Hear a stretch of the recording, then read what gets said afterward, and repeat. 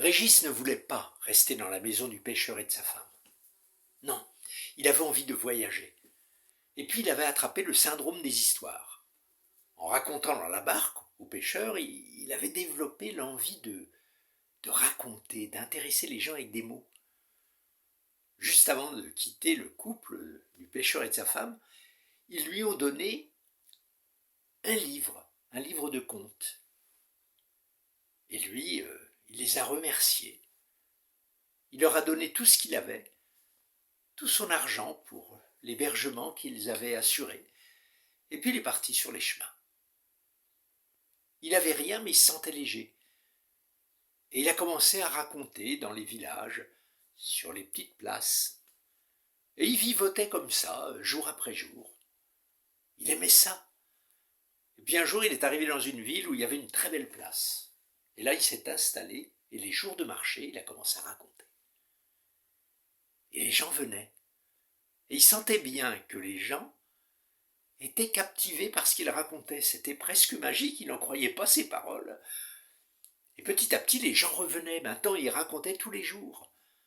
Il racontait tous ses contes qu'il trouvait dans le livre. Il racontait ses histoires inventées, les histoires qu'il avait entendues. Enfin, il racontait tout ce qui lui venait spontanément. Et les gens revenaient souriants. Et il avait l'impression qu'il les nourrissait. Parmi tous ces gens, il y avait un homme un petit peu étrange qui se tenait toujours à l'écart. Il avait une chevelure très blonde et des habits de soie. Et lui aussi paraissait complètement captivé par ce que racontait Régis. Un jour, alors que Régis avait fini de raconter, l'homme est venu le voir. Il a demandé à Régis s'il voulait bien accepter de raconter pour lui personnellement dans sa maison. Que ce serait bien payé, que Régis pouvait demander la somme qu'il voulait. Régis, qui avait besoin d'argent, il a demandé une somme très importante et l'autre a accepté. Et ils sont partis. Ils se sont éloignés de la ville, ils ont pris un chemin dans une colline, et puis ils se sont retrouvés dans une forêt qui devenait de plus en plus sombre. Et puis il y avait des broussailles, on ne voyait plus de chemin, et ils ont fini par arriver à une sorte de manoir abandonné. Ils sont rentrés dans le manoir. À l'intérieur, c'était froid. Il y avait des toiles d'araignée. Il y avait des chouettes aussi qui voletaient dans tous les sens. C'était pas très rassurant. Dans la pièce principale, il y avait une grande cheminée. Et c'est là que Régis devait raconter le soir ses histoires à cet homme, en habit de soie et aux cheveux blonds, qui l'écoutait captivé. Autour, il y avait des serviteurs, mais on aurait dit des automates. Ils marchaient un peu mécaniquement, on aurait dit qu'ils n'étaient pas vivants. Régis racontait du mieux qu'il pouvait, mais il n'était pas très rassuré. Et au bout d'un moment, il avait fini tout son répertoire et ne savait plus quoi raconter. Alors l'homme, devant lui, est allé chercher un grand livre. Et il a demandé à Régis de raconter l'histoire de ce livre. Et Régis devait tourner les pages et il découvrait l'histoire en même temps qu'il se mettait à la raconter. C'était une histoire qu'il ne connaissait pas et qui lui apparaissait comme étrange. C'était l'histoire d'un homme sauvage. D'un homme sauvage et un peu géant qu'on avait trouvé dans un marais asséché. Les gens l'avaient trouvé là, ils l'avaient enfermé dans une cage. Et tous les jours, il y avait un enfant qui venait jouer vers cette cage. C'était un enfant de riche, il avait une balle en or. On lui avait interdit de parler à l'homme sauvage. Le garçon était un peu intrigué, mais il jouait à la balle, et un jour, sa balle, en rebondissant, est entrée dans la cage. Le géant sauvage a pris la balle, et il a dit à l'enfant, « Si tu veux que je te rende ta balle, il faut que tu me donnes la clé de la cage. » L'enfant savait que la clé de la cage était cachée sous l'oreiller de sa mère. Alors il a fait plusieurs tentatives et il a réussi à voler pendant qu'elle dormait la clé sous l'oreiller de sa mère. et il l'a donnée à l'homme sauvage, qui aussitôt a ouvert la cage et il s'est sauvé en courant. « Hé, ne m'abandonne pas, dit le garçon, je veux partir avec toi. » L'homme sauvage l'a pris sous son bras et il l'a emporté dans sa forêt. Dans une clairière, il lui a montré une source d'eau pure. Et l'homme sauvage a dit « Tu peux rester ici tant que tu veux, mais il faut que tu surveilles cette source d'eau pure et que rien, jamais ne tombe dedans. Je compte sur toi. » Et il est parti faire ses activités. Le garçon a bien gardé la source d'eau pure en faisant bien attention. Et puis au bout d'un moment, il a commencé à faire des grimaces, à se regarder dans l'eau, à s'amuser. Et il y a un de ses cheveux qui est tombé dans la source. Et à ce moment-là, toute sa chevelure est devenue en or. Quand le géant sauvage est rentré et qu'il a vu la chevelure du garçon, il a dit « Oui, tu n'as pas su garder la source.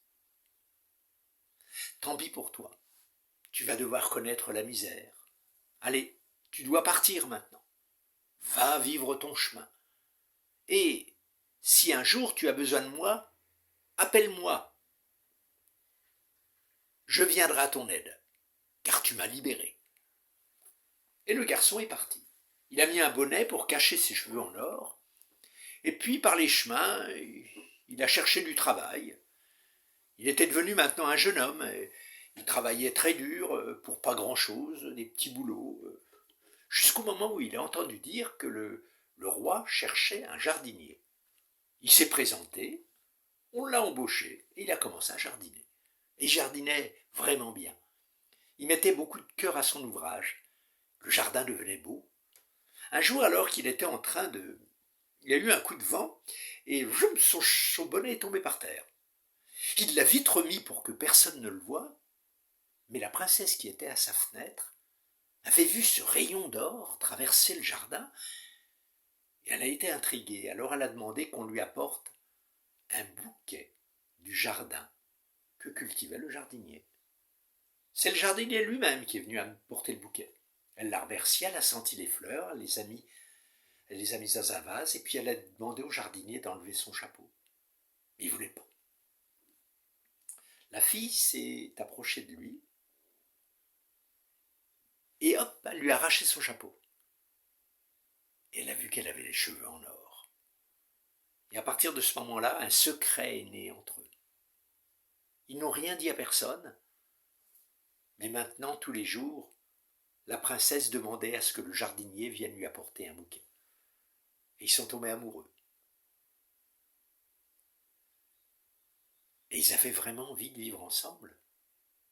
Le jeune homme était un beau jeune homme, mais il savait bien que jamais le roi n'accepterait. Et elle aussi en était sûre.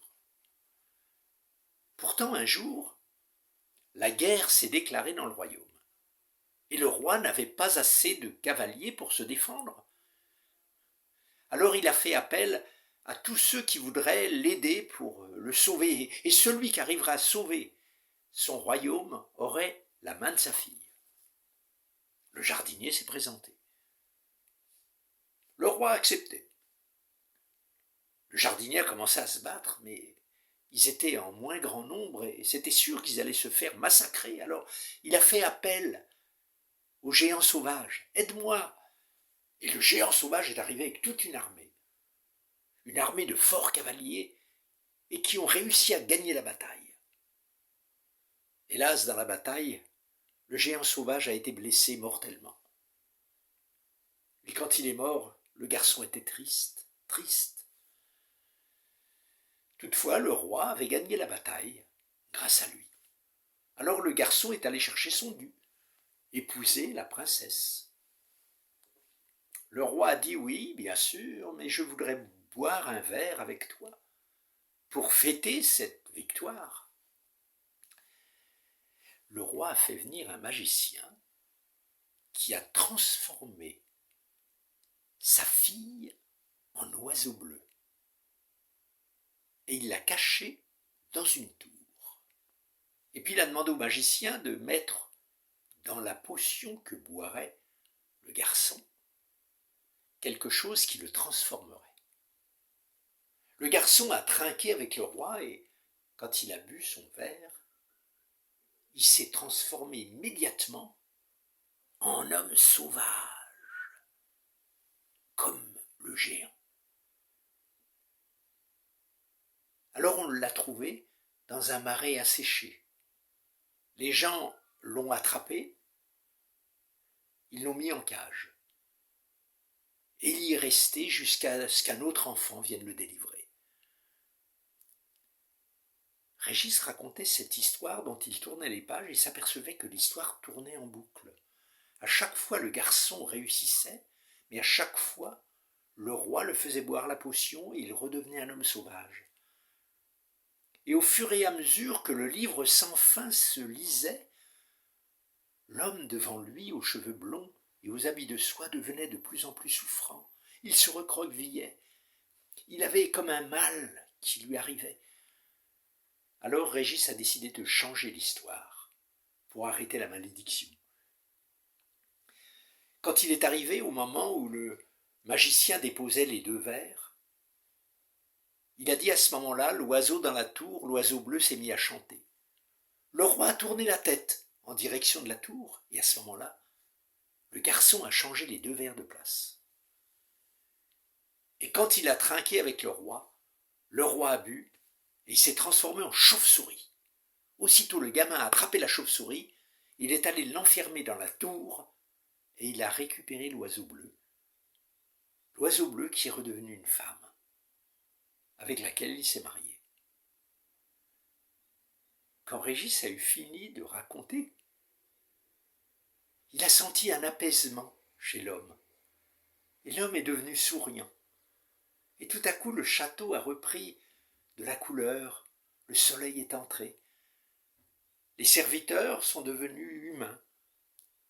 Et le château est devenu gai, et à côté de l'homme, heureux, il y avait une femme, très belle, avec des cheveux bleus. L'homme a demandé à Régis ce qu'il voulait pour le remercier, en plus de tout l'argent qu'il lui donnait. Il lui disait qu'il pouvait lui donner un cadeau magique, car il avait embauché maintenant le magicien à sa cour. Régis s'est souvenu d'une chose. Il s'est souvenu qu'à Madrid, il avait oublié, ou on lui avait volé cette fameuse valise. Et il s'est demandé s'il était capable, ce magicien, de la lui retrouver. Le magicien a saisi une baguette, il a tapé sur l'épaule de Régis et aussitôt, la valise s'est retrouvée devant ses yeux. Alors Régis a ouvert la valise. Dans la valise, il y avait une plume bleue. Il y avait un trèfle à 4 feuilles que lui avait donné sa grand-mère avant de partir pour lui souhaiter bonne chance. Et il y avait une casquette qu'il avait trouvée, une sorte de bonnet casquette qu'il avait trouvé dans une friperie, avec à l'intérieur un petit mot qu'il avait gardé aussi, qui disait « Prends ton temps. La vie est courte, mais le monde est grand. Et je t'attends. » Alors Régis est reparti. Il a quitté le château, il a regagné la ville, et puis il a continué à raconter ses histoires et à vivre de ça. Il y avait un jour un homme qui passait devant une rivière, et de l'autre côté de la rivière, il a aperçu une femme très belle. Mais il n'y avait pas de pont pour traverser. Alors il a dit « Madame, s'il vous plaît, comment fait-on pour passer de l'autre côté ?» Et la femme lui a répondu « Mais monsieur, vous êtes déjà de l'autre côté. »